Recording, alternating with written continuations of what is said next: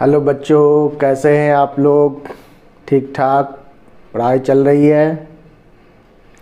तो मैं हूं रोहित राज और आपके अपने चैनल राज मैथ पे आपके लिए आज लेके आए हैं नंबर सिस्टम का ये अगला टॉपिक।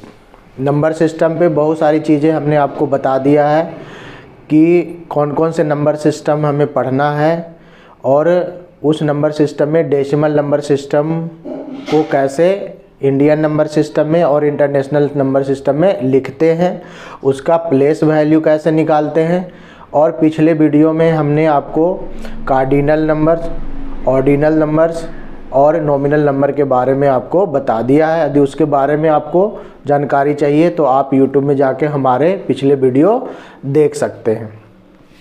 अब हम यहाँ से जो शुरू करने वाले टॉपिक, ये आपके स्कूल के चैप्टर 1 से शुरू हो जाएगा, चाहे वो 1 क्लास में पढ़ते हो, 8 में पढ़ते हो या 9th में पढ़ते हो। आपके स्कूल का पहला चैप्टर जो है वो किसी न किसी रूप में अलग अलग नाम से वो नंबर सिस्टम के पार्ट के रूप में आपको पढ़ने के लिए आएगा। तो आप चाहे किसी भी क्लास में पढ़ते हो, आपके लिए ये टॉपिक बहुत ही इम्पोर्टेंट है और आपके स्कूल के पहले लेसन से शुरू होता है और इस पे हम बात करेंगे और आपको ज़्यादा से ज़्यादा समझाने का प्रयास करेंगे, उस पर ज़्यादा से ज़्यादा प्रॉब्लम को सॉल्व करेंगे ताकि आपको किसी प्रकार का कोई डाउट ना रहे। फिर भी यदि कोई डाउट रह जाता है तो आप हमको कमेंट करके बता सकते हैं, ठीक है। तो आइए शुरू करते हैं आज का टॉपिक, जिसका नाम है नंबर सिस्टम।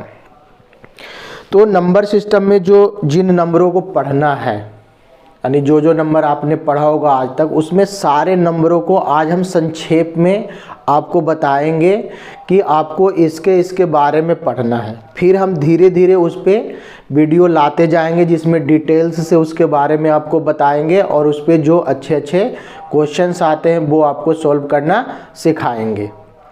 तो नंबर सिस्टम है, नंबर सिस्टम को में जो नंबर पढ़ते हैं इसको 2 भागों में बांटा गया है। जो हमारा डेसिमल नंबर सिस्टम है उसको हम 2 भागों में बांट के पढ़ते हैं, यानी पूरे नंबर को हम 2 भागों में बांट देते हैं। एक को बोलते हैं रियल नंबर और एक को बोलते हैं इमेजिनरी नंबर।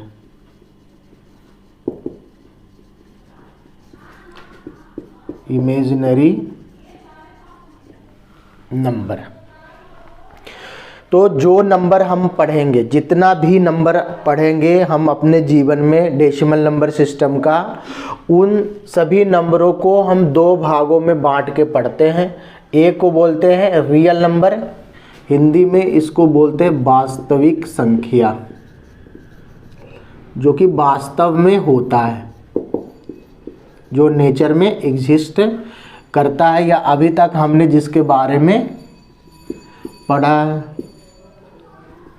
दूसरा है काल्पनिक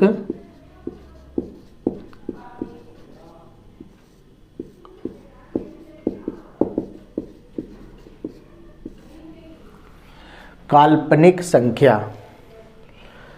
तो एक रियल नंबर है, जो भी नंबर हम पढ़ते हैं वो किसी न किसी रूप में जिसका अस्तित्व है या जो रियल है उसको बोलते हैं वास्तविक संख्या। जैसे आपने जो भी पढ़ा होगा, जैसे 1/2 है, -3/4 है, 0 है, 5/8 है या √3 है, √7 है।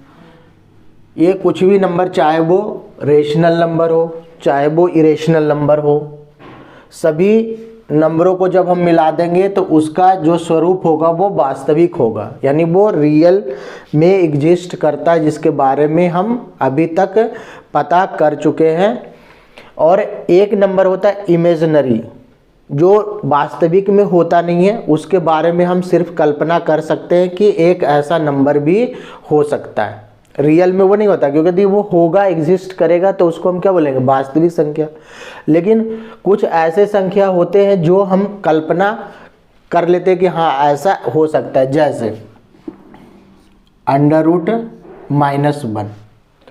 अंडर रूट -1 को मैथ में अभी जितने भी रूल्स बने हैं उससे हम इसको सॉल्व नहीं कर पाते वास्तविक तरीके से। इसको सॉल्व करने के लिए क्या करते हैं कि हम आगे के क्लास में जब आप पढ़ेंगे कॉम्प्लेक्स नंबर के बारे में, कॉम्प्लेक्स नंबर के बारे में, तो इसमें जो -1 है तो इसमें एक शब्द आता है आयोटा, जिसको आई से सूचित करते हैं। इसका जब स्क्वायर करते हैं इसका मान -1 मान लिया जाता है। इसका मान -1 मान के इसको सोल्व करते हैं। यानी ये रियल में एग्जिस्ट नहीं करता। यानी कोई भी नंबर जो अंडर रूट के अंदर माइनस में हो, स्क्वायर रूट के अंदर जो है माइनस में कोई भी नंबर है वो रियल नहीं होता। ऐसा कोई भी नंबर नहीं है जिसको स्क्वायर कर देंगे तो उसका मान माइनस में आएगा। जैसा आप पढ़े होंगे कि यदि हम 4 का यानी +4 का भी स्क्वायर करेंगे तो 16 आएगा और -4 का भी स्क्वायर करेंगे तो 16 आएगा। यानी माइनस आता नहीं, जब भी आता है प्लस आता है। यदि हम प्लस वाले को स्क्वायर करें तब भी प्लस आता है, माइनस वाले का स्क्वायर करें तब भी प्लस आता है। यानी कोई ऐसा नंबर नहीं है जिसको हम स्क्वायर कर दें तो उसका मान जो है माइनस में आएगा। अतः जो है स्क्वायर रूट के अंदर में कोई भी नंबर माइनस में लिखा हुआ है तो उसका हम स्क्वायर रूट नहीं निकाल सकते, ऐसा पॉसिबल नहीं है। इसलिए ऐसे जो नंबर होते हैं उसके बारे में हम सिर्फ कल्पना कर सकते हैं, उसके बारे में हम सिर्फ इमेजिन कर सकते हैं। इसीलिए ऐसे नंबरों को इमेजिनरी नंबर कहा जाता है और इसको हम कॉम्प्लेक्स नंबर के रूप में भी जानते हैं। और इसको सोल्व करने के लिए एक नंबर मान लिया जाता है जिसको बोलते हैं आयोटा, और iota square is equal to -1 मान के ऐसे प्रश्नों को सोल्व करते हैं। ठीक है, तो आई होप आपको ये वास्तविक संख्या और काल्पनिक संख्या क्लियर हो गया। यानी मैथ के जिस रूल्स जितने भी बनाए गए थे उसके द्वारा हम किसी भी नंबर का कैलकुलेशन कर सकते हैं, उसका सम निकाल सकते हैं, उसका एडिशन निकाल सकते हैं, सब्ट्रैक्शन कर सकते हैं, स्क्वायर रूट निकाल सकते हैं। मतलब मैथ के जो भी टूल्स है, मैथमेटिकल टूल्स है, उसके द्वारा जब हम इसको निकालते हैं वैसे संख्याओं को बोलते हैं वास्तविक संख्या।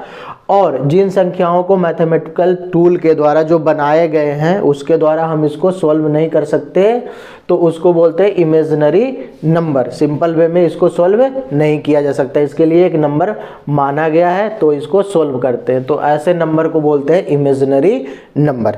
तो 10 तक के जो क्लास में हमें पढ़ने के लिए है, ठीक है, वो हम वास्तविक संख्या के बारे में ही पढ़ते हैं। काल्पनिक संख्या के बारे में हम आगे के 11th में पढ़ते हैं। कॉम्प्लेक्स नंबर का टॉपिक आता है तो आपको ये कॉम्प्लेक्स नंबर यानी इमेजिनरी नंबर और रियल नंबर आपको समझ में आ गया होगा कि जो रियल में है उसको रियल नंबर बोलेंगे और जो रियल नहीं है उसको इमेजिनरी नंबर बोलेंगे।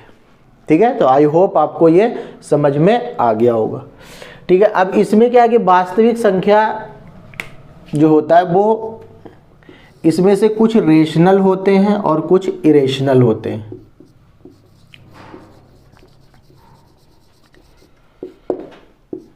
रेशनल नंबर और इरेशनल नंबर।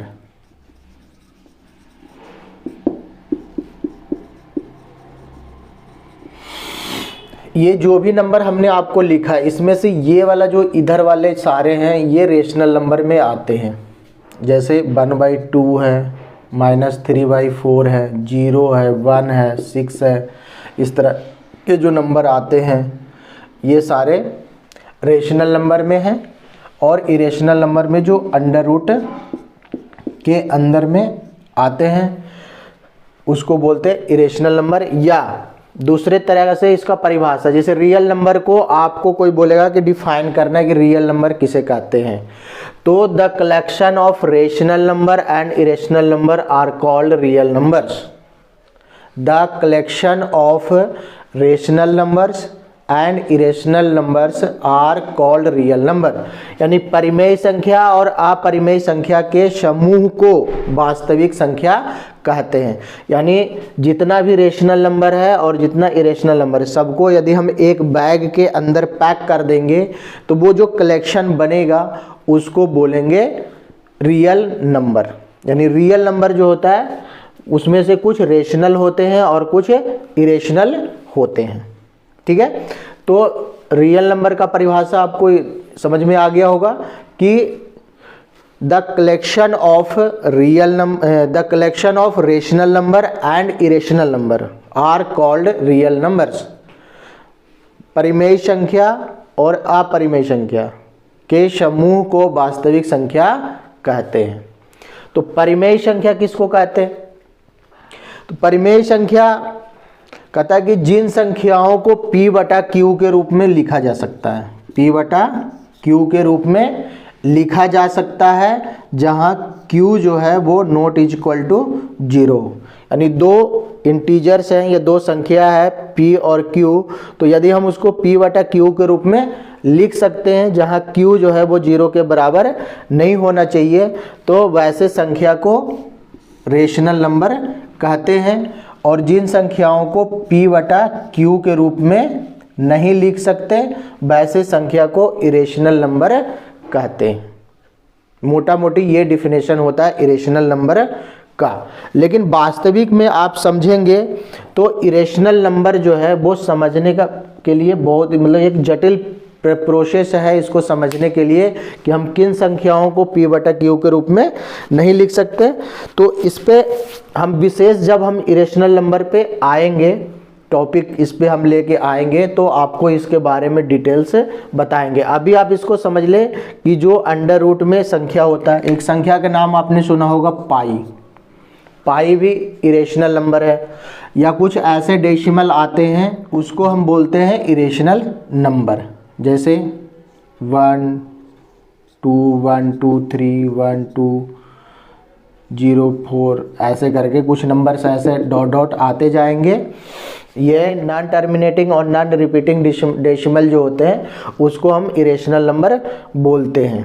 ठीक है, तो इस तरह के जो नंबर हैं, चाहे वो अंडर रूट में हो जिसका हम कि पूरा स्क्वायर रूट नहीं निकाल सकते वो नंबर पाई, और ये डेसिमल वाले नंबर को इरेशनल नंबर कहते हैं।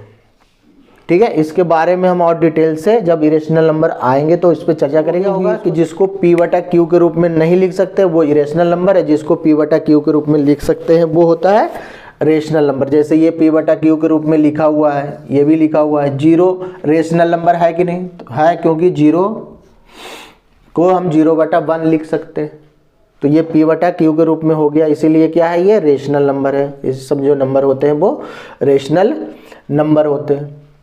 ठीक है, तो अब रेशनल नंबर देख के आपको पता चल गया होगा कि रेशनल नंबर भी जो है ना वो दो नंबरों से मिल के बना होता है। एक को बोलते हैं इंटीजर्स, एक को बोलते हैं इंटीजर्स और एक को बोलते हैं फ्रैक्शन। एक को बोलते हैं इंटीजर्स, जो ये वाला नंबर ये लिखा हुआ है, इस टाइप के जो नंबर लिखा हुआ उसको बोलते हैं इंटीजर्स। तो इंटीजर्स को आप इस तरह समझिए कि इंटीजर जो है, जैसे ये 0 से इधर चलते हैं तो ये पॉजिटिव नंबर होता है इन्फिनिटी तक, और इधर जाते हैं तो ये माइनस वाले नंबर होते हैं, -1 -2 -3 ऐसे इधर जाएंगे तो इन्फिनिटी तक ये नंबर होते हैं, ये होते हैं इंटीजर्स। और फ्रैक्शन वाले कौन नंबर हैं, जैसे 1/2 -3/4 ऐसे जो नंबर आएगा 7/8, ये सब जो नंबर आता है इसको बोलते हैं फ्रैक्शन। तो रेशनल नंबर भी दो प्रकार के नंबर से मिलके बना होता है, एक तो होता है इंटीजर्स और एक होता है फ्रैक्शन। तो इंटीजर्स किसको बोलते हैं, तो the collection of positive number and negative number are called integers. इसमें क्या कि जो भी नंबर सिंपल फॉर्म वाले हम पढ़ते हैं 1 2 3 4, उसके पॉजिटिव सारे नंबर और निगेटिव सारे नंबर, जैसे -1, -2, -3, -4, और उसमें बीच में आ जाता है 0। तो 0 ना तो पॉजिटिव है ना ही निगेटिव है, फिर भी हम इसको इंटीजर्स में रखते हैं क्योंकि इंटीजर्स में सारे नंबर आते हैं। ठीक है, माइनस अनंत से लेकर प्लस अनंत तक की संख्याओं को इंटीजर्स कहते हैं, पूर्णांक संख्या कहते हैं हिंदी में, कि माइनस अनंत से लेकर प्लस अनंत तक की संख्याओं को पूर्णांक संख्या कहते हैं। तो ये सारे नंबर जो हैं वो पूर्णांक संख्या हैं। इसमें से इधर वाले जो नंबर होता है इसको बोलते हैं पॉजिटिव इंटीजर्स, यानी धन पूर्णांक संख्या,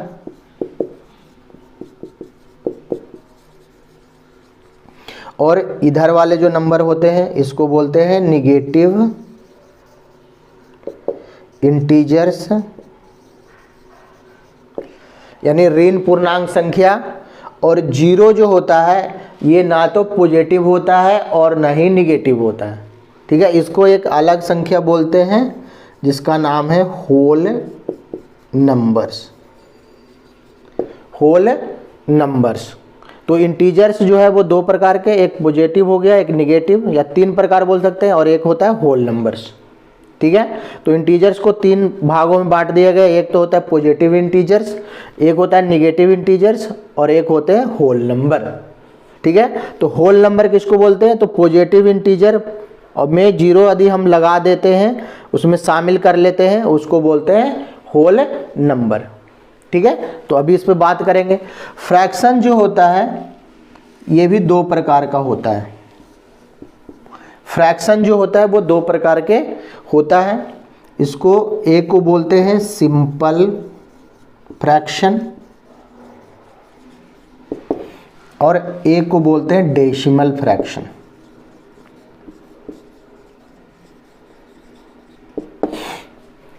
एक होता है सिंपल फ्रैक्शन और एक होता है डेसिमल फ्रैक्शन। फ्रैक्शन को भी 2 भागों में बांट के पढ़ते हैं। तो फ्रैक्शन को देखिए 2 भागों में बांट के पढ़ते हैं। पहला को बोलते हैं सिंपल फ्रैक्शन। सिंपल फ्रैक्शन, तो सिंपल फ्रैक्शन जो हम फ्रैक्शन पढ़ते हैं, फ्रैक्शन का एडिशन सब्ट्रैक्शन, उसके बारे में जो है हमें सिंपल फ्रैक्शन बताता है। तो सिंपल फ्रैक्शन में कुछ फ्रैक्शन है जिसके डिफिनेशन हमसे पूछा जाता है या उसको पहचानने के लिए आता है, आइडेंटिफाई करने के लिए कि कौन क्या है। तो कौन कौन से फ्रैक्शन पढ़ना है, इसमें पहला जो पढ़ना है आपको कि प्रॉपर फ्रैक्शन किसे कहते हैं, ये आपको पता होना चाहिए कि प्रॉपर फ्रैक्शन किसे कहते हैं। प्रॉपर फ्रैक्शन, तो फ्रैक्शन में 2 चीज़ें आपने पढ़ा होगा। फ्रैक्शन को हम इस तरह से लिखते हैं, उसमें जो ऊपर वाला होता है उसको बोलते हैं न्यूमरेटर, ऊपर वाले को न्यूमरेटर और नीचे वाले को डिनोमिनेटर बोलते हैं। ठीक है, तो जिस फ्रैक्शन का न्यूमरेटर जो है लेस देन होता है डिनोमिनेटर से,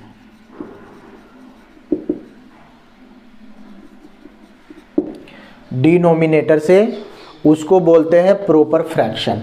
यानी इसके एग्जांपल में दे सकते हैं कि न्यूमरेटर छोटा होना चाहिए, यानी 1/2, 3/5, 7/10, 11/15। सबका देखिए न्यूमरेटर क्या है, डिनोमिनेटर से छोटा, यानी ऊपर वाला छोटा रहेगा, नीचे वाला बड़ा रहेगा, तो उसको बोलेंगे प्रॉपर फ्रैक्शन। उसको क्या बोलेंगे? Proper fraction. और दूसरा होता है जो इसका उल्टा होता है, उसको बोलते हैं इम्प्रॉपर फ्रैक्शन। इम्प्रॉपर फ्रैक्शन, तो इम्प्रॉपर फ्रैक्शन में क्या होगा, न्यूमरेटर जो है वो बड़ा हो जाएगा, is greater than denominator.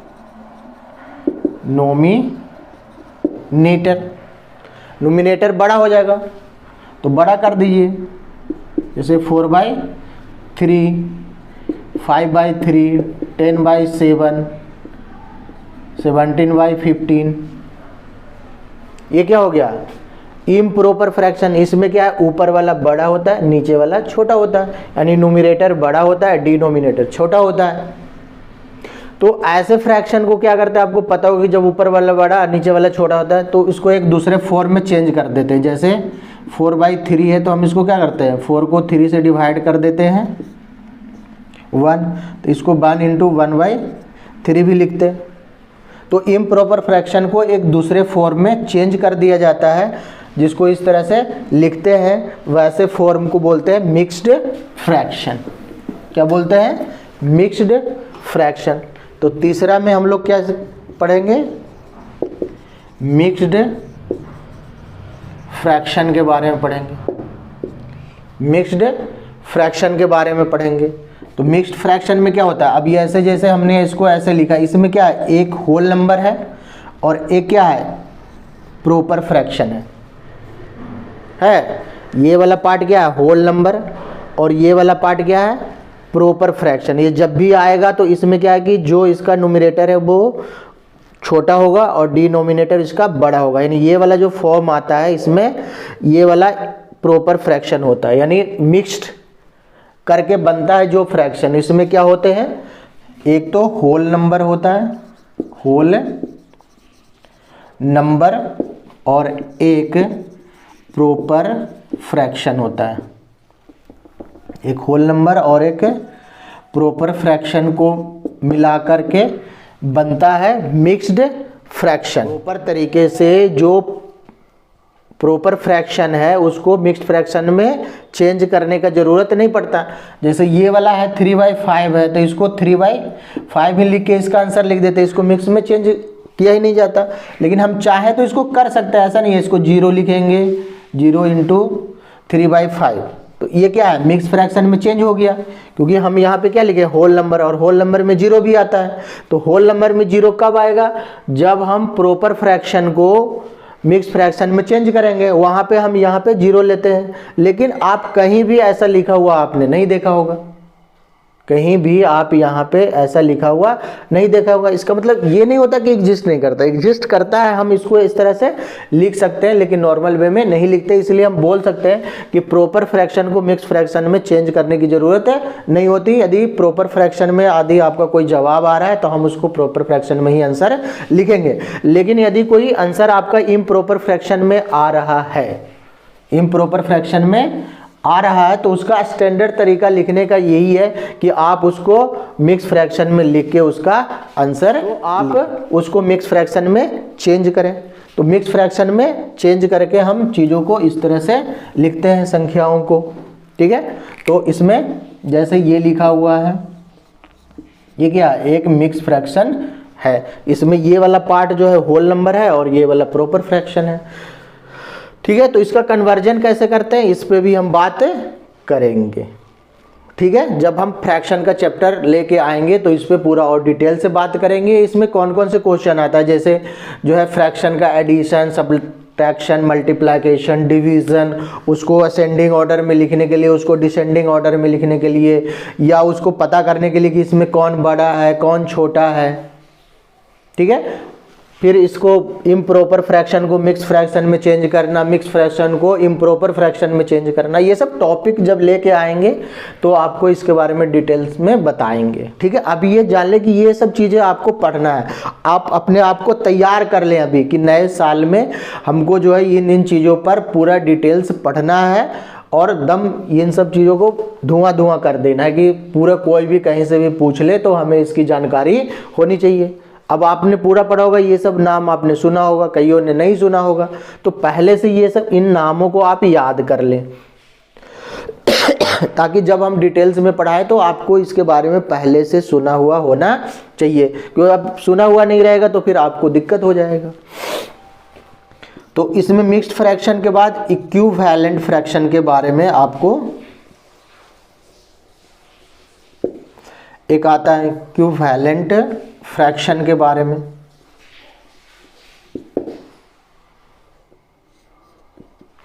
Equivalent fraction के बारे में आता है पढ़ने के लिए। तो इक्विवेलेंट फ्रैक्शन किसको कहते हैं, तो इक्विवेलेंट फ्रैक्शन उसे कहते हैं जिसका वैल्यू जो है ना सेम होता है, वो अलग अलग फॉर्म में लिखा हुआ रहता है, ठीक है, लेकिन उसका वैल्यू जो है सेम होता है। जब हम उसको सिंपल फॉर्म में चेंज कर देते हैं तो वो सेम वैल्यू को बताता है। जैसे 2/5 है, 2/5 है, हम दोनों को 2 से मल्टीप्लाई कर दे, ऊपर को भी 2 से और नीचे को भी 2 से, तो 2 2 जा 4 और 5 2 जा 10 और 4/10। अब देखने में क्या है, ये 2/5 है और 4/10 है, देखने में तो एक समान नहीं लग रहा है, लेकिन ये क्या है, एक समान है। क्यों? क्योंकि यदि हम इसको सिंपल फॉर्म में लिखेंगे, जैसे 2 से इसको भी डिवाइड कर देंगे तो 2 2 जा 4 और 2 5 जा 10, इसका वैल्यू लास्ट कितना आता है, 2/5 के बराबर आता है। तो जिसका वैल्यू बराबर आता है सिंपल फॉर्म में करने के बाद, उस फ्रैक्शन को इक्विवेलेंट फ्रैक्शन बोलते हैं। जैसे 2/5 हो गया, 4/10 हो गया, 6/15 हो गया, ये सारे क्या है, इक्विवेलेंट फ्रैक्शन है। और दूसरा एग्जांपल देखना चाहते हैं, एक और देख लीजिए, जैसे 3/5 है, इसका इक्विवेलेंट निकालना है तो पहले इसको भी 2 से, नीचे वाले को भी 2 से, तो 3 2 जा 6 और 5 2 जा 10, 3 3 जा 9 और 5 3 जा 15। ऐसे इसको मल्टीप्लाई करते जाएंगे तो ये निकलता जाएगा। तो इक्विवेलेंट फ्रैक्शन निकालने के लिए भी आपका क्वेश्चन आता है, कोई फ्रैक्शन दे देगा, बोलेगा इसके 4 इक्विवेलेंट फ्रैक्शन निकालिए, 3 इक्विवेलेंट फ्रैक्शन निकालिए, ठीक है। जैसे 2/5 है, इसके 2 इक्विवेलेंट फ्रैक्शन कौन से होंगे, 4/10 और 6/15। 3/5 है, 3/5 है, इसका इक्विवेलेंट फ्रैक्शन 3/5 के कौन कौन से हैं, तो 6/10 है, 9/15 है, ये क्या है, तीनों आपस में इक्विवेलेंट है। तो इस तरह से इक्विवेलेंट फ्रैक्शन निकलता है। एक और पढ़ने के लिए आता है, उसको बोलते हैं कंटिन्यूड फ्रैक्शन। ये कॉम्पिटिटिव एग्जाम में इससे बहुत सारे क्वेश्चन आते हैं। आप लोग भी यदि नवोदय नेत्रहाट सैनिक स्कूल वगैरह का एग्जाम देना चाहते हो तो उसमें एक आध क्वेश्चन इससे कंटिन्यूड फ्रैक्शन से आ सकता है। तो इसमें क्या होता है, एक फ्रैक्शन होता है ना, वो कंटिन्यू चलता जाता है, आगे बढ़ता जाता है, वो ख़त्म नहीं होता, ठीक है, या हो भी जाता है लेकिन वो एक सिंपल फॉर्म में नहीं होता, जैसे इस फॉर्म का होता है। देखिए सिंपल जो फ्रैक्शन है वो इस तरह से मिक्स फ्रैक्शन है, लेकिन ये ख़त्म नहीं होता, यहाँ पे ऐसे ये ऐसे हो जाएगा, ठीक है। अब ये 10 आ गया तो ये 10 यहाँ ख़त्म नहीं होगा, ये 6/9 ऐसे करके फिर इसके आगे इस तरह से ये बढ़ता जाता है, इसका डिनोमिनेटर जो है वो इस तरह से बढ़ता जाता है। ऐसे फ्रैक्शन को कंटिन्यूड फ्रैक्शन कहते हैं, ठीक है। तो जब फ्रैक्शन पढ़ेंगे, फ्रैक्शन का चैप्टर, तो इसमें डिटेल से बात करेंगे और इस पे जो भी सवाल आते हैं वो आपको डिटेल्स में हम करवाएंगे।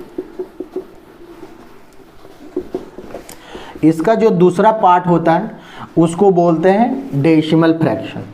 तो डेसिमल फ्रैक्शन के बारे में ये जान लीजिए कि डेसिमल यदि आपको पढ़ना है तो आपको फ्रैक्शन पढ़ना पड़ेगा, क्योंकि डेसिमल फ्रैक्शन को ही हम डेसिमल में चेंज कर सकते हैं, और डेसिमल में कोई नंबर दिया हुआ था हम उसको फ्रैक्शन में चेंज कर सकते हैं, एक दूसरे के पूरक है। और डेसिमल है तो उसको फ्रैक्शन में चेंज करेंगे, बिना फ्रैक्शन के हम डेसिमल की कल्पना नहीं कर सकते। जो होता है डेसिमल फ्रैक्शन या डेसिमल, जैसे आपने इस तरह का कुछ नंबर देखा होगा 2.3, ये क्या है, डेसिमल फ्रैक्शन है या डेसिमल नंबर इसको बोल देते हैं, ठीक है। अब ये कैसे आता है, तो ये डेसिमल है, इसको हम फ्रैक्शन के रूप में चेंज करेंगे तो 23/10 आ जाएगा। ये देखिए, ये यदि ये फ्रैक्शन लिखा हुआ है तो इसको डेसिमल में ये चेंज हो जाएगा, और ये डेसिमल है तो इसको फ्रैक्शन में चेंज करेंगे तो इस तरह से हो जाएगा।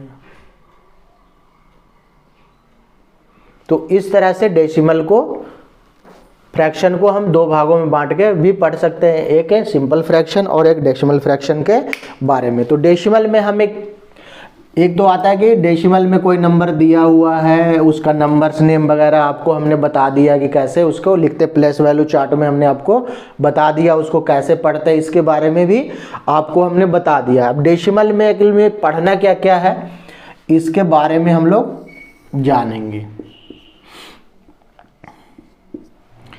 तो डेसिमल जो होता है वो दो प्रकार का होता है, ठीक है। एक को बोलते हैं टर्मिनेटिंग डेसिमल, और एक जो होता है वो होता है नॉन टर्मिनेटिंग डेसिमल।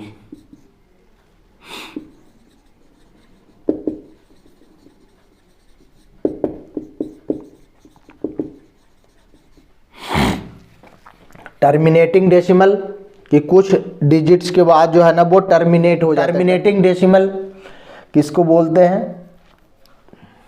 जैसे है कि 2.25 है, ये टर्मिनेटिंग है।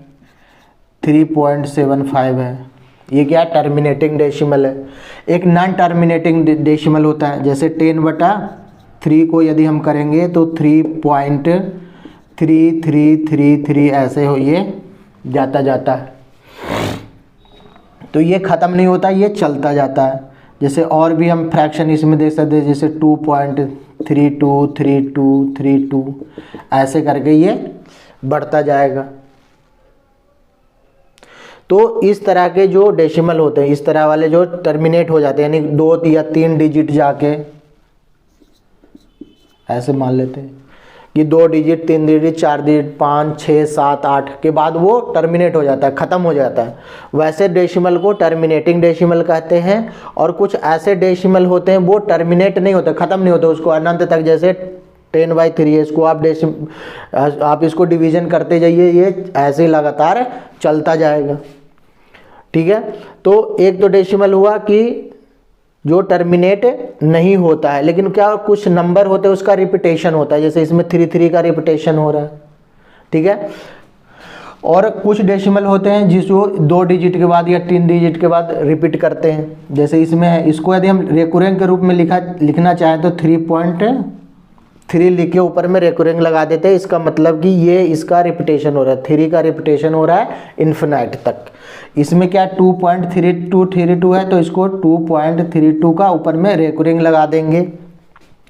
तो ये भी 3232 का बताएगा कि ये इन्फिनाइट तक 3232 जा रहा है, ये इसका टर्मिनेशन नहीं हो रहा है, ये नॉन टर्मिनेटिंग नंबर है।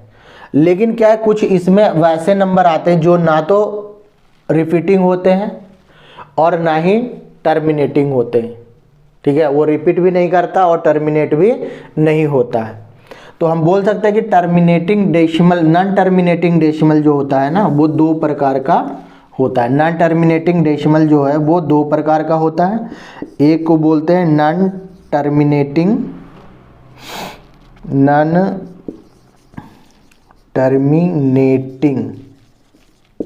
ये नॉन टर्मिनेटिंग होता है लेकिन रिपीटिंग होता है।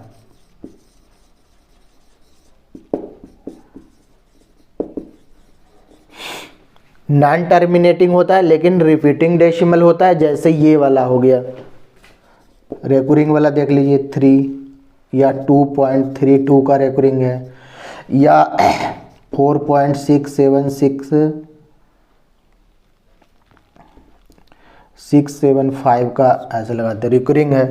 ठीक है कि 675 ये इन्फिनाइट तक इसका रिपीटेशन हो रहा है। तो ये रिपीटिंग है, नॉन टर्मिनेटिंग है लेकिन इसका रिपीटिंग डेसिमल है। और एक जो आता है वो तो नॉन टर्मिनेटिंग होता है और वो नॉन रिपीटिंग होता है।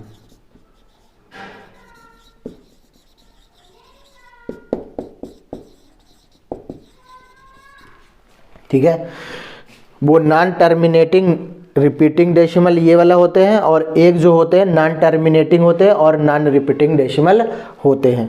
तो non terminating non repeating decimal जैसे उसका कुछ नहीं पता होता। एग्जांपल में आप इसको देख सकते हैं, जैसे 1.3200 3200 ऐसे करके आएगा, फिर 3240 आ जाएगा।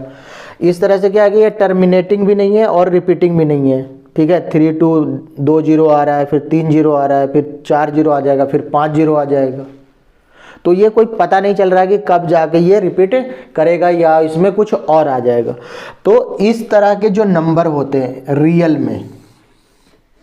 रियल में इस तरह के जो नंबर होते हैं, नॉन टर्मिनेटिंग और नॉन रिपीटिंग डेसिमल वाले जो भी नंबर हैं, उसी नंबर को इरेशनल नंबर बोलते हैं। उसी नंबर को इरेशनल नंबर बोलते हैं सिंपल भाषा में। और ऐसे नंबर को ही P/Q के रूप में नहीं लिखा जा सकता, ठीक है। और इस बात को सबसे पहले पाइथागोरस, जो यूनान के गणितज्ञ और फिलोसफर थे, उन्होंने लगभग 400 BC में इस बात को बताया था, ठीक है। इसलिए कह रहे कि जो इरेशनल नंबर है ना वो बहुत जटिल चीज है। अब आप इसको पूरा समझेंगे, जब ये हम डेसिमल का चैप्टर लेके आएंगे तो इसमें इसके बारे में हम डिटेल से बात करेंगे, बहुत सारे एग्जांपल आपको देंगे तो आपको समझ में आ जाएगा। सिंपल अभी आपको इतना समझ में आया कि डेसिमल जो होता है वो 2 प्रकार का होता है। एक तो टर्मिनेटिंग डेसिमल होता है जो 3 या 4 डिजिट या 5 डिजिट के बाद टर्मिनेट हो जाता है, यानी वो खत्म हो जाता है, उसका डिवीजन खत्म हो जाता है। लेकिन एक नॉन टर्मिनेटिंग डेसिमल होता है, उसको कभी भी उसका खत्म ही नहीं होगा, आप उसको लगातार आप डिवीजन करते जाए, वो एक ही प्रोसेस को बार बार रिपीट करता जाएगा। जैसे 10/3 को, जैसे 10 को हम 3 से डिवाइड करेंगे तो 3 3 जा 9, 1 पॉइंट दे देंगे, फिर 10 आ जाएगा, 3 3 9 1, फिर देखिए इस तरह से इसको देते जाएंगे इन्फिनाइट तक, ये कभी खत्म ही नहीं होगा। तो ऐसे डेसिमल को बोलते हैं नॉन टर्मिनेटिंग डेसिमल। अब नॉन टर्मिनेटिंग डेसिमल भी जो है ना 2 प्रकार के हो जाते हैं। एक बोलते हैं नॉन टर्मिनेटिंग होता है लेकिन रिपीटिंग होता है, उसमें कुछ डिजिट्स जो होते हैं, चाहे 1 डिजिट हो, 2 डिजिट हो, 3 हो, 4 हो, 5 हो, उसका क्या होगा, रिपीटेशन होगा कि 5 डिजिट के बाद फिर सेम नंबर आने लगेगा। तो वैसे डेसिमल को बोलते हैं नॉन टर्मिनेटिंग रिपीटिंग डेसिमल। लेकिन कुछ ऐसे डेसिमल होंगे जिसका नॉन टर्मिनेटिंग होगा और नॉन रिपीटिंग होगा, रिपीट भी नहीं करेगा। जैसे यदि कभी आपको आगे के बताएंगे कि जैसे 3 का हमको स्क्वायर रूट निकालना हो, 3 का या 2 का या 5 का स्क्वायर रूट निकालना हो, तो जब हम इसका स्क्वायर रूट निकालते हैं तो इसका जो डेसिमल में जब हम मान निकालेंगे तो ये नॉन रिपीटिंग और नॉन टर्मिनेटिंग डेसिमल आता है। कितनों तक इसको निकालते जाएंगे, 4 digit, 5 digit, 7 digit, 10 digit, 20 digit, 100 digit तक इसको हम निकालते जाएंगे, ये खत्म ही नहीं होगा इसका प्रोसेस, वो आगे बढ़ता ही जाता है। इसीलिए √3 को क्या बोलते हैं, इरेशनल नंबर बोलते हैं, ठीक है। तो इरेशनल नंबर का परिभाषा जो है वो 2 तरीके से दिया जा सकता है। एक तो बोलेंगे कि वैसा नंबर जिसको P/Q के रूप में नहीं लिखा जा सकता उसको इरेशनल नंबर कहते हैं, या non terminating non repeating decimal को इरेशनल नंबर कहते हैं, ठीक है। तो आज इतना ही, बाकी जब हम ये टॉपिक लेके आएंगे उसमें आपको हम डिटेल्स में बताएंगे, उसमें आपको यदि इसमें थोड़ा समझ में नहीं भी आया होगा, ऐसे तो आई होप आपको ये चीज़ें समझ में आ गया होगा, पहले भी आपने पढ़ा होगा। यदि आप पहली बार पढ़ रहे हैं तो थोड़ा आपको समझ में नहीं आया होगा, ठीक है। नहीं आया होगा तो फिर जब हम ये चैप्टर लेके आएंगे तो हम उसमें पूरा डिटेल से आपको पढ़ाएंगे ताकि आपका ये पूरा क्लियर हो जाए, ठीक है। तो अभी हमने आपको रियल नंबर में 2 चीजें आपको समझा दिया कि रेशनल नंबर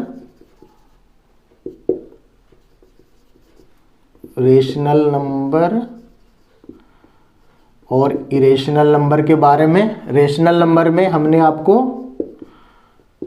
जो फ्रैक्शन वाला पार्ट था, इंटीजर्स रेशनल नंबर और ये फ्रैक्शन, तो फ्रैक्शन वाले हमने आपको बता दिया कि फ्रैक्शन जो होता है 2 प्रकार का, एक सिंपल फ्रैक्शन और एक डेसिमल फ्रैक्शन होता है। उसमें क्या क्या पढ़ना है इसके बारे में हमने आपको सारा चीज़ बता दिया है। रियल नंबर जो है 2 प्रकार का हो गया, एक रेशनल एक इरेशनल, ठीक है। तो फ्रैक्शन में हमने आपको बता दिया। अब इंटीजर्स के बारे में जानिए। तो इंटीजर्स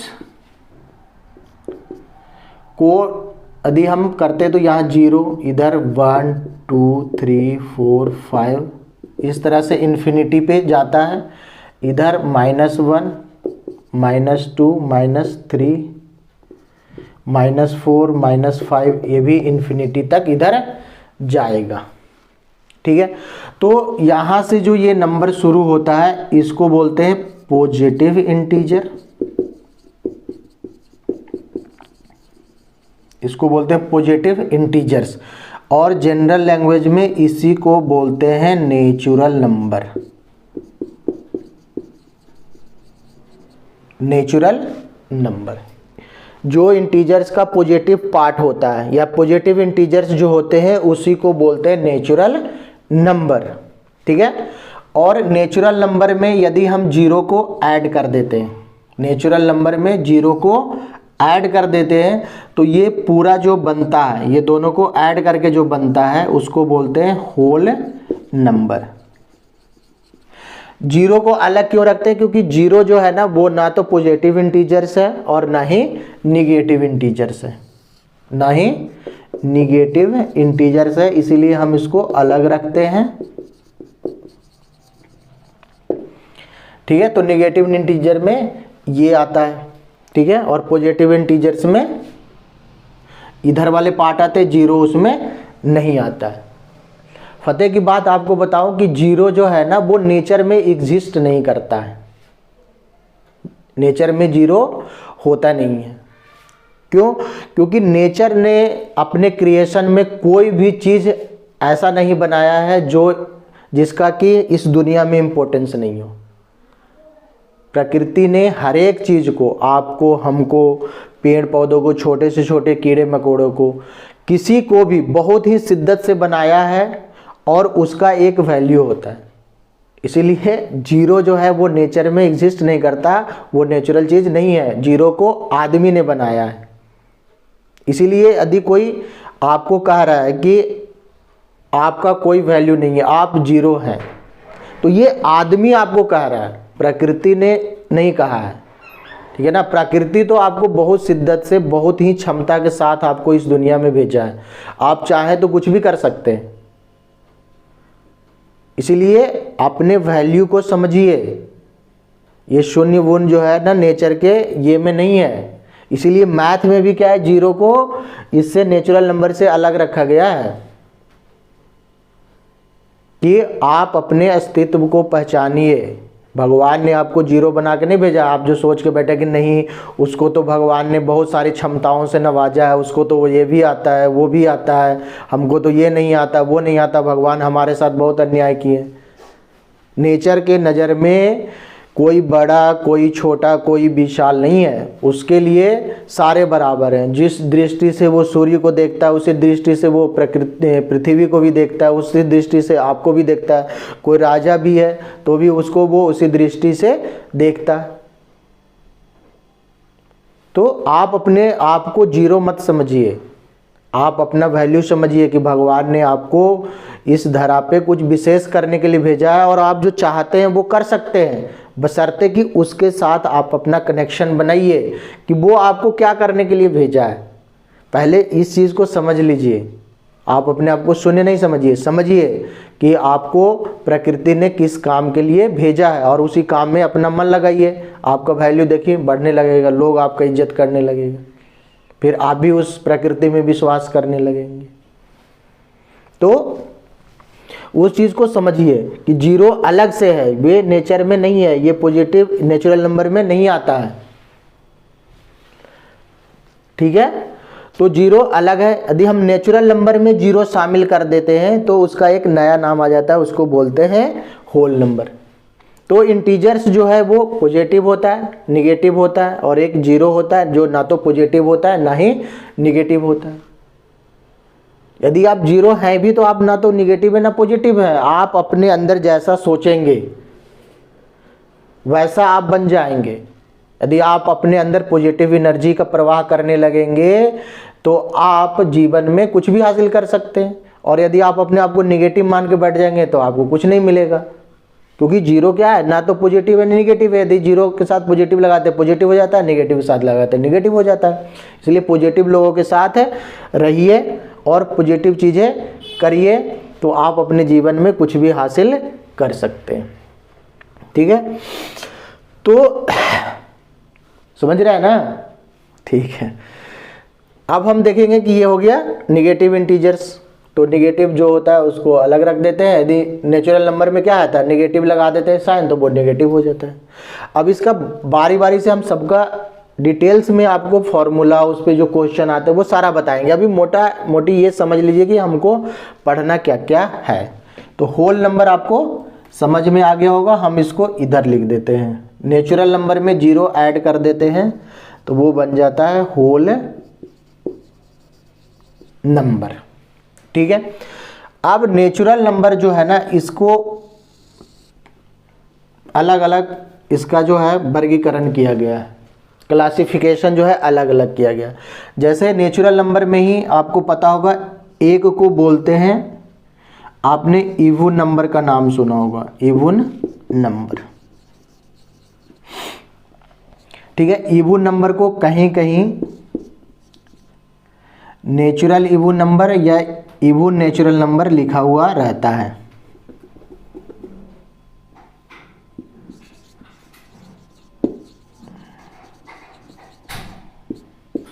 इवन नेचुरल नंबर आपने नाम सुना होगा। तो इवन नेचुरल नंबर किसको बोलते हैं? तो जिस संख्या के लास्ट में 0, 2, 4, 6, 8 होता है। ठीक है, जिस संख्या के लास्ट में या जिस नंबर के लास्ट में 0, 2, 4, 6, 8 होता है, वो सारे नंबर क्या होते हैं? इवन नंबर या इवन नेचुरल नंबर कहलाते हैं। जैसे 2, 4, 6, 8, 10, 12, 14, 16 से लेके इन्फिनाइट तक ये जो नंबर होते हैं इसको बोलते हैं इवन नंबर। अब कहेगा कि 0 तो आपने लिखा ही नहीं, तो भैया ये जान लीजिए कि 0 नेचुरल नंबर तो है ही नहीं है नेचुरल नंबर 0 नहीं है, इसको तो हमने अलग रखा है। तो इसीलिए 0 जो है इवन नंबर नहीं है, ना ही ऑड नंबर है। बहुत लोग 0 को इवन नंबर समझ के बैठे हैं, तो ये अपने दिमाग से बात निकाल दीजिए कि 0 इवन नंबर नहीं है। हम क्या बोल रहे हैं कि जिस नंबर के लास्ट में 0 आता है वो इवन नंबर होता है। हम ये नहीं कह रहे कि 0 इवन नंबर है। ठीक है, जैसे 1 10 है, 10 के लास्ट में क्या है? 0 है, यानी 1 के लास्ट में 0 है, लगा दे 1 पे 0 लगा देते हैं, तब 10 क्या हो जाता है? इवन नंबर हो जाता है, ना कि 0 इवन नंबर है। आप इस चीज का ध्यान रखिए कि 0 इवन नंबर नहीं है, बल्कि जिस नंबर के लास्ट में, यदि किसी नंबर के लास्ट में आता है उसको इवन बना देता है। जैसे 5 क्या है? इवन नंबर नहीं है, लेकिन हम यदि 5 के लास्ट में 0 लगा देंगे तो 50 जो है वो इवन नंबर हो जाएगा। तो ये चीज न समझिए कि कोई विद्वान है, ठीक है ना, तभी वो किसी को विद्वान बना सकता है। यदि किसी का साथ यदि हमको मिल जाता है ना, और वो आदमी विद्वान नहीं भी हो, लेकिन वो पॉजिटिव एनर्जी हो, वो समाज को जानता हो, परखता हो, यदि हम उसके साथ रहेंगे तो वो हमको ज्ञानी बना सकता है, विद्वान बना सकता है। ठीक है, तो अच्छे विचार वाले लोगों के साथ रहने की जरूरत होता है। ठीक है, जैसे कि 0 क्या है? इवन नंबर नहीं है, लेकिन जिस नंबर के साथ ये आ जाता है ना लास्ट में, उसको इवन बना देता है। इसलिए कुछ कुछ चीजों को समझने का जरूरत होता है। ठीक है, तो आई होप आप इसको समझ गए होंगे। दूसरा आपने पढ़ा होगा ऑड नंबर के बारे में, या इसको ऑड नेचुरल नंबर भी बोलते हैं।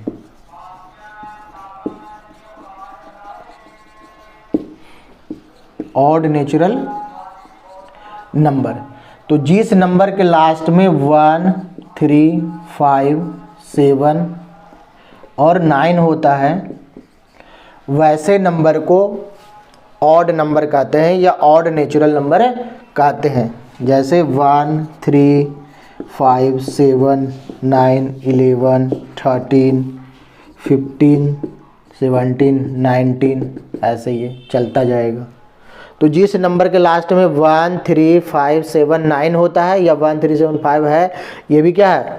ऑड नंबर है। और जिसके लास्ट में 1, 3, 5, 7, 9 आता है वह भी ऑड नंबर कहलाते हैं। तो इसके बारे में भी आपने पढ़ा होगा। एक नंबर आपने पढ़ा होगा प्राइम नंबर के बारे में। ये सारे जो है ये समझ लीजिए नेचुरल नंबर के ये क्लासिफिकेशन है, उसके वर्गीकरण में ये सारे आते हैं। ये सारे नेचुरल नंबर है, इसमें ना तो ये जीरो शामिल होगा ना ही ये निगेटिव इंटीजर शामिल होंगे। इस बात का आप ध्यान रखें। तो प्राइम नंबर किसको कहते हैं? तो सिंपल भाषा में प्राइम नंबर उसको बोलते हैं जो एक और अपने आप के अलावा किसी दूसरी संख्या से डिविजिबल नहीं होता है, उसको प्राइम नंबर कहते हैं। लेकिन इसमें एक शर्त लगा देता है, इसका जब आप डिफिनेशन पढ़ेंगे तो इसमें हम डिटेल से चर्चा करेंगे। आज बस इतना समझ लिए कि एक से बड़ी वे सभी संख्याएं, एक से बड़ी वे सभी संख्याएं जो एक और स्वयं के अलावा किसी दूसरी संख्या से विभाजित नहीं होती है, उसे अभाज्य संख्या कहते हैं या उसे प्राइम नंबर कहते हैं। A number greater than one, a number greater than 1 which is not divisible by any number except 1 and itself are called prime numbers। नहीं, एक बार में याद नहीं होता, आप इसको लिख लें और बार बार उसको पढ़ें, तब ये जाके याद होगा। हिंदी में बोलते हैं एक से बड़ी वे सभी संख्याएं जो एक और स्वयं के अलावा किसी दूसरी संख्या से विभाजित नहीं होती है, अभाज्य संख्या कहलाती है। इंग्लिश में इसका डिफिनेशन होता है a number greater than 1 which is not divisible by any number except 1 and itself is called a prime number। ठीक है, तो ऐसे इसको लिख लें और इसको याद कर लें। तो प्राइम नंबर कौन कौन से होता है? 2, 3, 5, 7, 11, 13, ऐसे ये होता है। 1 से 100 तक में टोटल 25 प्राइम नंबर होते हैं।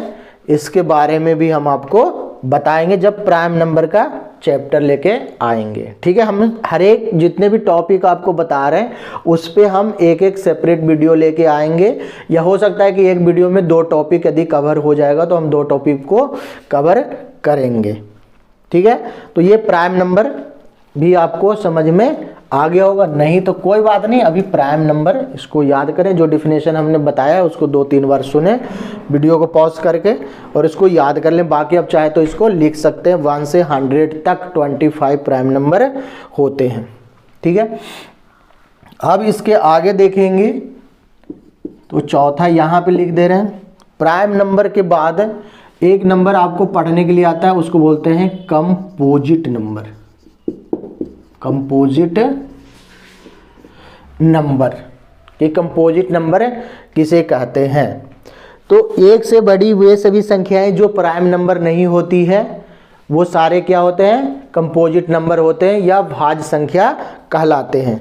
इसका डिफिनेशन इसी तरह का होता है कि एक से बड़ी वे सभी संख्याएं, एक से बड़ी वे सभी संख्याएं जो एक और स्वयं के अलावा कम से कम किसी एक और संख्या से विभाजित होती है, उसे भाज्य संख्या कहते हैं। नहीं पहले पढ़ा, अब इसको लिखिएगा तो याद होगा। ठीक है, जब हम इसका टॉपिक लेके आएंगे तो इसका डिफिनेशन आपको लिखाएंगे और इसको आपको याद करवा देंगे। ठीक है, अभी इतना समझ लीजिए। एक बार और मैं रिपीट कर देता हूं, आप इसको सुन लीजिए कि एक से बड़ी वे सभी संख्याएं जो एक और स्वयं के अलावा, मतलब एक से तो कटेगा ही और एक अपने आप से भी कटेगा, ये दोनों को छोड़ के कम से कम किसी एक और संख्या से विभाजित होती है, उसे भाज्य संख्या कहते हैं। एक से बड़ी वे सभी संख्याएं जो एक और स्वयं के अलावा कम से कम एक और संख्या से विभाजित होती है, उसे भाज्य संख्या या कंपोजिट नंबर कहते हैं। या एक से बड़ी वे सभी संख्याएं जो अभाज्य संख्या ना हो, भाज्य संख्या कहलाती है। ठीक है, जैसे इसका एग्जांपल देख लीजिए। पहला जो कंपोजिट नंबर है वो है 4। इसमें बच्चे बहुत कंफ्यूज हो जाते हैं कि स्मॉलेस्ट कंपोजिट नंबर लिखना होता है तो लिख ही नहीं पाते। कोई 2 लिख देता है, कोई 3 लिख देता है, कोई 1 लिख देता है, लेकिन इसके डिफिनेशन में ही होता है। प्राइम नंबर और कंपोजिट नंबर के डिफिनेशन में होता है कि एक को छोड़ के, एक तो इसमें आता ही नहीं है, एक को छोड़ देना है, उसके बाद करना है। तो एक के बाद चलते हैं तो 2 क्या है, प्राइम नंबर है, 3 क्या है, प्राइम नंबर है, तो कंपोजिट कैसे होगा, नहीं होगा। यानी 4 पहला कंपोजिट नंबर कौन है, 4। 4 है, क्यों, क्योंकि ये 1 से भी डिविजिबल है, 4 से डिविजिबल है, और इसके अलावा 2 से भी डिविजिबल है। 2 2 जा भी 4 होता है, 1 4 जा 4 होता है, 4 1 जा 4 होता है। यानी एक और स्वयं के अलावा कम से कम एक और, किससे, 2 से, ये डिविजिबल है, इसीलिए ये क्या है, कंपोजिट नंबर है। यानी पहला कंपोजिट नंबर क्या है, 4, दूसरा 6, तीसरा 8, चौथा 9, पांचवा 10। इस तरह से देख लीजिए कि जो जो प्राइम नंबर नहीं है, जैसे 2 प्राइम नंबर है, 3 प्राइम नंबर है, 4 यहाँ पे लिखे नहीं है क्योंकि 4 क्या है, कंपोजिट नंबर है। 5 प्राइम नंबर है, यहाँ लिखे हैं। 6 कंपोजिट नंबर है, यहाँ लिखे हैं। 7 प्राइम नंबर है यहाँ, और 7 के बाद देखिए 8 9 10 यहाँ नहीं लिखा हुआ है, इसका मतलब कि वो प्राइम नहीं है, वो क्या है, कंपोजिट नंबर है। क्योंकि 8 भी किससे किससे डिविजिबल है, 8 जो है वो 1 से है, 2 से है, 4 से है और 8 से है। 9 1 से है, 3 से है और 9 से है। 10 1 से, 5 से नहीं, 2 से भी है, 1 से, 2 से, 5 से और 10 से, इसलिए ये क्या है, कंपोजिट नंबर है। ठीक है, तो ये हो गया कंपोजिट नंबर। और एक जो है वो है को प्राइम नंबर। को प्राइम नंबर्स, तो को प्राइम नंबर्स जो है ये एक नंबर नहीं होता, ये साथ में आता है, 2 नंबर। वैसी 2 संख्याएं जिसका एचसीएफ निकालने पर 1 आता है, या जिसमें कोई कॉमन फैक्टर नहीं हो। ठीक है, एग्जांपल से समझ लीजिए। जैसे मान लेते हैं कि 3 है और 5 है। 3 और 5 क्या है, दोनों प्राइम है, तो दोनों प्राइम नंबर जो होता है वो हमेशा को प्राइम में होता है, ये कंफर्म है। ठीक है, ये क्या कि दोनों जो लगातार नंबर होता है, जैसे 3 और 4। अब 3 और 4 में दोनों क्या है, प्राइम नंबर नहीं है। ठीक है, ये कंपोजिट नंबर है, ये प्राइम नंबर है। लेकिन जब ये दोनों में कोई ऐसा नंबर है जो जिससे 3 भी डिविजिबल हो और 4 भी डिविजिबल हो, 2 से 4 तो डिविजिबल है लेकिन 3 डिविजिबल नहीं है, इसीलिए ये क्या है, को प्राइम है। या उसके अलावा और कोई संख्या से ये डिविजिबल नहीं है। जैसे एक और नंबर देख लीजिए, जैसे 4 है और 6 है, तो 4 और 6 जो है को प्राइम नहीं होगा। क्यों, क्योंकि 4 जो है वो भी 2 से डिविजिबल है और 6 भी है वो भी 2 से डिविजिबल है। यानी दोनों के बीच में कॉमन फैक्टर कौन है, 2 एक कॉमन फैक्टर है, इसलिए ये को प्राइम नहीं होगा। ठीक है, तो वैसी 2 संख्याएं जिसमें कोई भी कॉमन फैक्टर ना हो उसको बोलते हैं को प्राइम नंबर्स। ठीक है, तो इसमें क्या है कि और देखना पड़ेगा, 2 प्राइम नंबर कोई भी लिख दे, जैसे 7 और 11 लिख दिए तो ये तो को प्राइम होगा ही होगा, या 2 कोई भी लगातार नंबर लिख देंगे वो को प्राइम में होगा। यदि नहीं पता चल रहा है कि ये को प्राइम है कि नहीं तो दोनों का एचसीएफ निकाल लेंगे। यदि उसका एचसीएफ निकालने पर 1 आता है एचसीएफ तो भी वो को प्राइम नंबर होगा। नंबर जितना आपको पढ़ना है इसके बारे में हमने आपको शॉर्ट में सारे नंबर के बारे में हम आपको बता दिए कि इन नंबरों के बारे में आपको पढ़ना है। और इस पे कॉम्पिटिटिव एग्जाम में बहुत सारे क्वेश्चन आते हैं, जिसको पहले भी हमने जो टॉपिक कवर किया है, चाहे वो प्लेस वैल्यू फेस वैल्यू का हो, या जो नेशनल नंबर सिस्टम में यानी इंडियन नंबर सिस्टम में, इंटरनेशनल नंबर सिस्टम में जो लिखना है उस पे भी क्वेश्चन आते हैं। जो डेसिमल का प्लेस वैल्यू चार्ट बताए थे और डेसिमल का प्लेस वैल्यू निकालने के लिए जो बताए थे उससे भी कॉम्पिटिटिव एग्जाम में आता है क्वेश्चन, और ये उसी का पार्ट है कि इसके बारे में जानिए। जैसे मान लीजिए कि पूछ देगा कि write the sum of first 5 composite number, तो जब आपको कंपोजिट नंबर के बारे में पता होगा, या फर्स्ट 5 प्राइम नंबर के बारे में पूछ देगा, तो जब आपको पता होगा कि किसको बोलते हैं, कहाँ से शुरू होता है, तभी आप इसके बारे में बता सकते हैं। तो नंबर सिस्टम का पिछला वीडियो भी मेरा इंपॉर्टेंट है, उसको भी आपको जानना जरूरी है, वो भी आगे चल के जो आपके लेसन आएंगे उसमें भी उससे भी क्वेश्चन पूछ सकते हैं।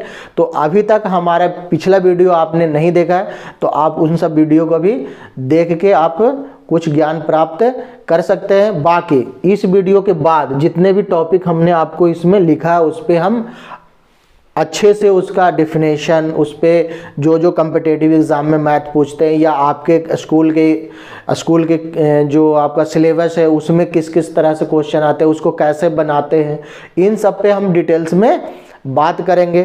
तो आई होप आपको ये सब चीज़ें समझ में आ गया होगा। यदि कोई चीज़ रह गया होगा तो उसको कमेंट में हम बताएं, हम उसका सुधार करने का प्रयास करें। और यदि आप हमारे चैनल पे नए हैं और यहाँ तक आपने हमारा वीडियो देख लिया, इसके लिए आपको धन्यवाद।